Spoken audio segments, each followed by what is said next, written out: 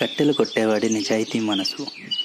రామాపురం అనే గ్రామంలో వీరయ్య అనే కట్టెలు కొట్టుకునే ఒక వ్యక్తి ఉండేవాడు. ఒకరోజు అతను కట్టెలు కొట్టడం కోసం చెట్టు ఎక్కి కట్టెలు కొడుతూ ఉండగా పొరపాటున చేయి జారి గొడ్డలి పక్కనే ఉన్న నదిలో పడిపోయింది.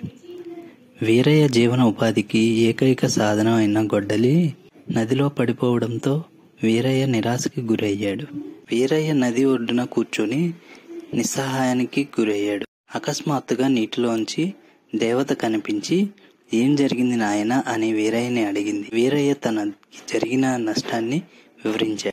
ఇది విని దేవత వెంటనే నీటిలో నుంచి ఒక బంగారు గొడ్డలిని బయటికి తీసి, "ఇదేనా నీ గొడ్డలి?" అని అడిగింది. దానికి వీరయ్య, "ఈ గొడ్డలి నాది కాదని" జవాబు ఇచ్చాడు. దేవత మరో వెండి గొడ్డలిని నదిలోంచి బయటికి తీసి, "ఇది నీదేనా?" అని అడిగింది. దానికి వీరయ్య, "ఇది నాది కాదు" అని జవాబు ఇచ్చాడు.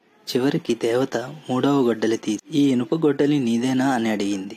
వీరయ్య వెంటనే ఆనందంతో నవ్వుతూ, "ఇది నా గొడ్డలేనమ్మా" అని జవాబు ఇచ్చాడు. తన నిజాయితీకి ముగ్ధురాలైన దేవత బహుమతిగా బంగారు ఇంకా వెండి గొడ్డలి కూడా ఇస్తుంది.